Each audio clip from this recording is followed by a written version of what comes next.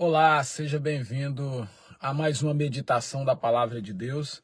E hoje eu quero estar refletindo, pensando com você sobre a mensagem que nós encontramos ali em Apocalipse. Hoje eu quero falar sobre o Deus que conhece as tuas obras, o Deus que conhece as coisas que você faz, o Deus que se importa com você, o Deus que te ama com amor eterno. E esse Deus, ele tem algo importante para a sua vida. E os planos de Deus para você não é de destruição, não é de morte. O plano de Deus para você é de vida e vida com abundância. Para todos os seres humanos na face da terra, essa é a mensagem de Deus. Porque nós olhamos para a Bíblia Sagrada e o que nós encontramos é um Deus estendendo a sua mão a um povo que ele deseja salvar. E não só ao povo de Israel, mas todos os povos da terra.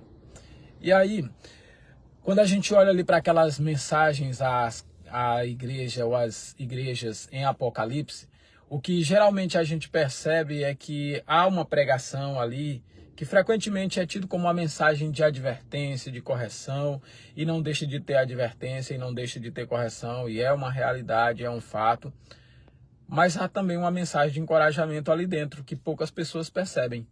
E hoje eu quero focar na mensagem de encorajamento. Quanto à questão da correção e repreensão, em outros vídeos meus você já pode olhar aqui, você vai ver isso aí. Mas hoje eu quero focar nesse aspecto de que, de fato, Deus também deseja te encorajar. Deus deseja te fortalecer. Deus deseja tornar você uma pessoa mais cheia de esperança, mais cheia de vigor e de ânimo para seguir. Quando o texto sagrado diz, especialmente o nosso Senhor Jesus Cristo fala àquelas igrejas, dizendo, olha, eu conheço as tuas obras, aquela mensagem ali, ela não só é uma avaliação, ela, além de ser uma avaliação, ela vem acompanhada com um propósito, porque ele declara o conhecimento mais íntimo que ele tem de você, das suas lutas, das suas batalhas, dos seus triunfos, das suas potências, daquilo que o seu povo tem de melhor. Deus olhou e viu as fraquezas, Deus olhou e viu pontos fortes. E ele avaliou uma e outra coisa ali no decorrer daquela mensagem. Então hoje eu quero também pensar com você a respeito do que nós encontramos ali. E eu quero que você entenda que Deus, ele vê além das falhas, ele enxerga além das possibilidades e ele vai observando o local onde dá para ele derramar a sua graça, trazer crescimento espiritual, trazer renovação espiritual. Cada igreja ali representada, ela tem uma condição espiritual e ele vê a condição espiritual de cada crente, de todas as gerações. E ao olhar isso, a gente vê que todos podem aprender e todos podem crescer na graça e no conhecimento do nosso Senhor e Salvador Jesus Cristo. Aqui nós vamos refletir sobre essas igrejas e vamos refletir com um espírito de sede e fome pelo crescimento, sede e fome de encontrar forças e renovo para aqueles que já estão cansados, para aqueles que já estão desfalecendo, e tudo isso nós vamos encontrar dentro da palavra do nosso Senhor e Cristo, porque de fato foi para isso que nós fomos chamados. Em Éfeso, nós temos ali a primeira situação que é muito importante. Nós temos ali Deus trazendo uma palavra ao anjo da igreja para que ele se voltasse àqueles que dentro da congregação local haviam perdido o seu primeiro amor. Ele se volta para aquelas pessoas, porque de fato tem muitas pessoas que vêm para os nossos cultos, que vêm para as nossas igrejas, mas nunca tiveram um encontro com Jesus. Tem muitas pessoas que um dia fizeram uma aliança com Jesus, mas depois violaram essa aliança, como o povo de Israel, que invalidaram a aliança que tinha feito com Deus. E muitas pessoas, às vezes, se deparam com esse dilema. E Deus foi lá na igreja em Éfeso, é a primeira igreja que nós temos ali, em Apocalipse capítulo 2, versículos de 1 a 7. E Deus fala, Jesus, ele elogia o trabalho árduo, a perseverança, o discernimento que aquele povo tinha dos falsos mestres. E eles permaneciam firmes na verdade, tinham um testemunho de dedicação. E é exatamente aqui, meu povo, que eu quero parar e pensar com você. A primeira coisa que a gente gente se depara é que o Senhor elogia o trabalho árduo. Quando a gente trabalha no reino de Deus, isso agrada a Deus. Primeira coisa que nós queremos dizer é que quando você é uma pessoa dedicada, você é uma pessoa esforçada, você é uma pessoa que está produzindo frutos no reino de Deus, seja frutos morais, sejam frutos quantitativos no sentido de alcançar os perdidos, seja quais frutos você esteja produzindo, que tenha ali as características do fruto do Espírito Santo de Deus. Isso agrada ao Senhor. E Deus, quando o nosso Deus olha e ele vê o trabalho que a igreja pratica, há uma coisa importante nisso. Por que que o Senhor olhou o trabalho? Porque aqueles que trabalham agradam a Deus. O Senhor Jesus disse que era para rogarmos ao Senhor da seara que mandasse trabalhadores para a sua seara. O que Deus quer é que cada crente que está indo à casa de Deus e venha aos cultos, e essa daqui é uma ênfase que nós, na primeira igreja batista do Senhor Jesus, procuramos fazer constantemente, continuamente. Deus ver o seu trabalho. E Deus se agrada quando o crente está lá, mantendo aquela vida de oração, batalhando para manter aquele ritmo de clamor, de intercessão pelos outros, de intercessão pela obra de Deus. Deus se agrada quando ele olha, vê o crente ali fazendo de tudo para estar presente terça-feira no culto de oração, quinta-feira no culto de doutrina, domingo para o culto de louvor e adoração, na escola bíblica dominical, nos encontros, nas reuniões do departamento. Isso agrada a Deus. Porque a palavra de Deus nos convida a servir ao Senhor com alegria. A palavra de Deus nos convida a ter alegria quando disser assim, vamos à casa do Senhor.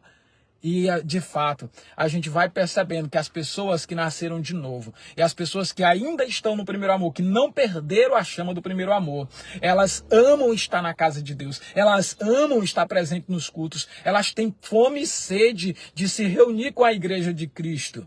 E o convite de Cristo para você nessa manhã é que você entenda, o que você faz no Senhor é importante sim.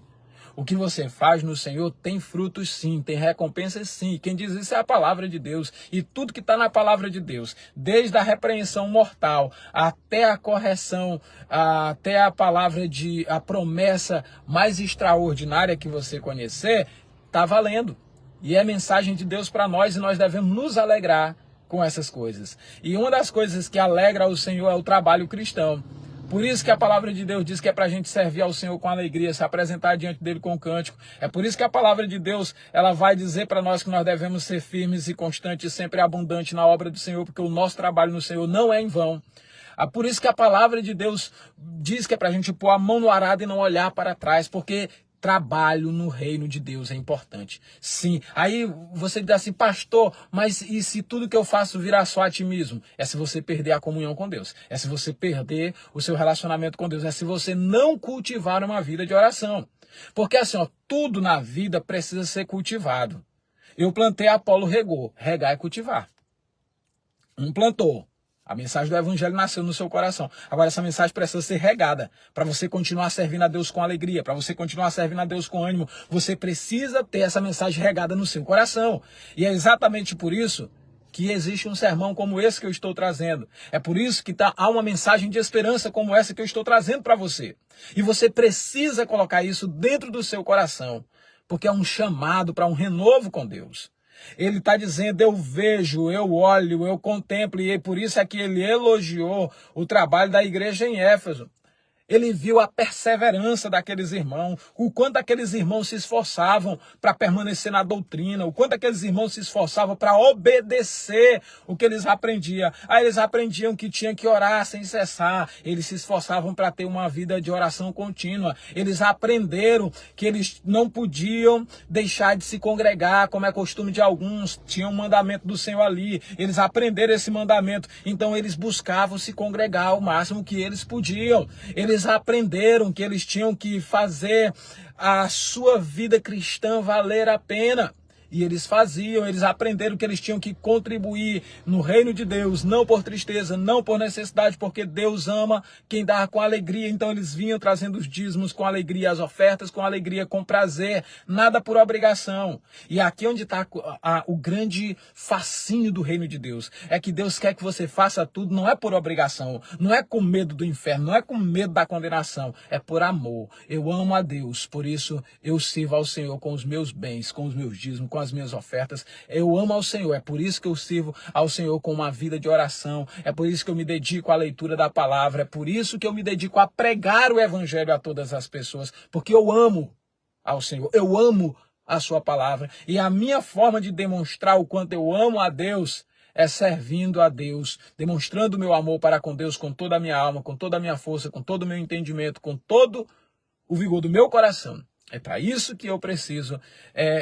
usar daquilo que Deus me deu, porque isso tem que ser usado para a glória a Deus, para a glória de Deus. E quando você olha lá em Mateus capítulo 22, versículo 37, o Senhor Jesus diz assim: disse-lhe Jesus, amarás o Senhor teu Deus de todo o teu coração, de toda a tua alma e de todo o teu pensamento. Bota o teu pensamento em como eu realizar a obra de Deus. Bota o teu pensamento em como eu vou conseguir manter uma vida de oração, uma vida de leitura da palavra, uma vida de se congregar, uma vida de dizimar, de ofertar. Como é que eu vou organizar minha vida para eu servir ao Senhor em todas as áreas com amor, com prazer? Você vai ver que o Senhor olhou, ele viu a situação da igreja em Éfeso e ele olhou uma coisa linda. Ela conseguia perceber os falsos profetas, os falsos ensinadores da palavra de Deus, que hoje tem muitos por aí, que pregam mais qualquer outra coisa do que a Bíblia Sagrada. E isso é um ponto que nós precisamos tomar bastante cuidado, porque a palavra de Deus, ela nos adverte sobre essas coisas. E a palavra de Deus vai trazer um convite para nós, um convite muito importante. E esse convite de Deus para nós é o que nós temos aqui. É para a gente permanecer firme na verdade. É para a gente dar o nosso testemunho de vida cristã, o testemunho da palavra de Deus, levar para as outras pessoas, demonstrando o quanto nós amamos ao Senhor. O que nós podemos refletir é que, embora alguns indivíduos lá na igreja de Éfeso haviam esfriado o seu primeiro amor, não era uma situação geral de todos, havia um chamado para aquele povo se arrepender das primeiras obras e voltar à prática das primeiras obras. Por que voltar à prática das primeiras obras? Quais eram as primeiras obras que aquele povo praticava? Aquele povo, quando estava no calor do primeiro amor, eles trabalhavam árduo. Quando o Senhor diz assim, volta às primeiras obras, ele está dizendo, volta a trabalhar arduamente para mim. Quando o Senhor está dizendo para ele lá, lembra, volta às primeiras obras, o Senhor está dizendo para ele, volte a perseverar na doutrina, a perseverar no ensino, a perseverar lutando contra os falsos profetas. É isso que o Senhor está dizendo. Aqueles irmãos estavam sendo chamados a voltar a viver aquela experiência boa que eles tinham vivido, uma promessa de amor que reacendia a chama dentro do coração daqueles irmãos. E hoje Deus está convidando também você e eu, chamando todos nós para estar reavaliando. Eu e você precisamos sentar continuamente para reavaliar como está a nossa vida com Deus, como está o nosso amor para com o Senhor.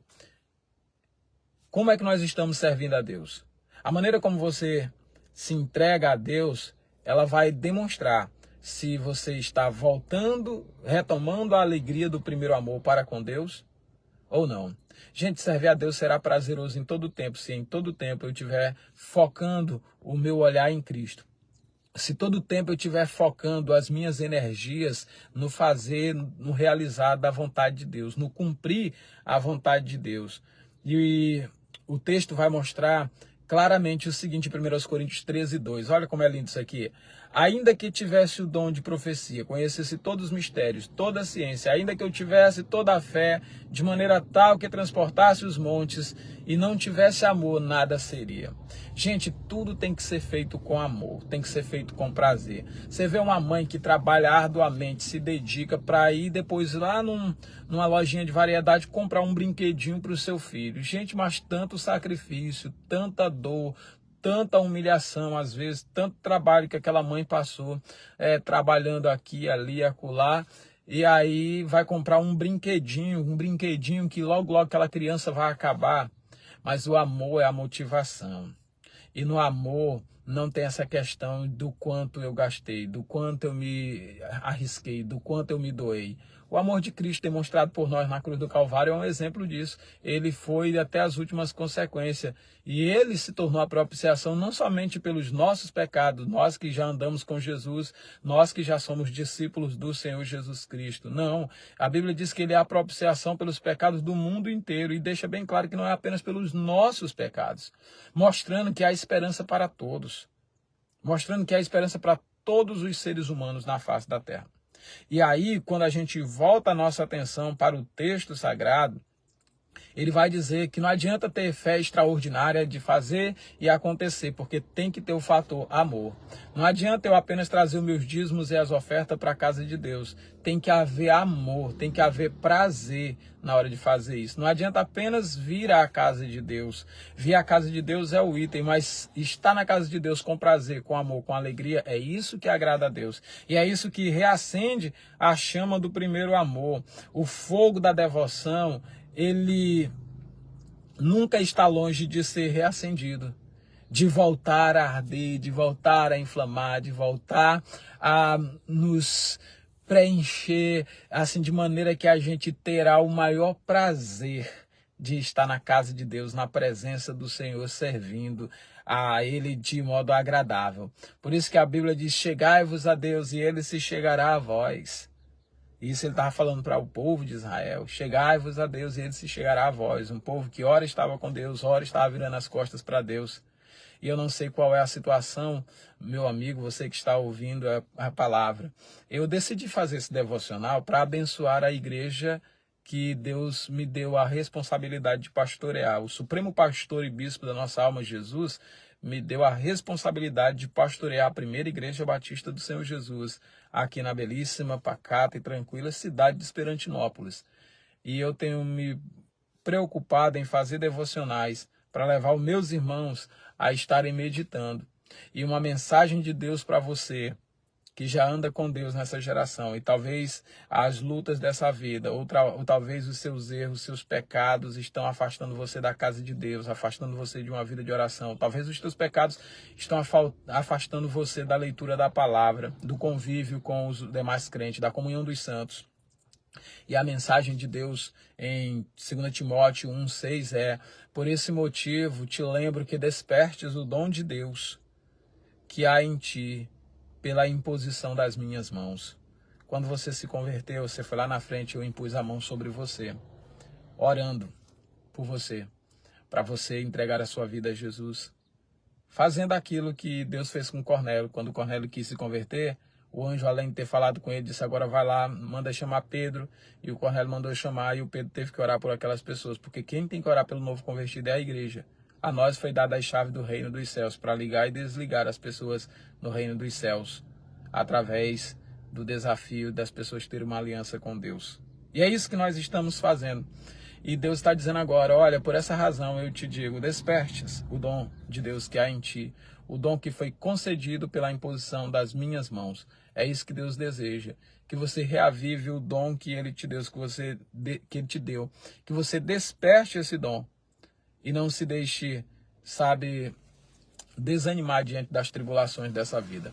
Hoje eu quero que você termine de ouvir essa mensagem pensando no seguinte: como eu faço para servir a Deus mais?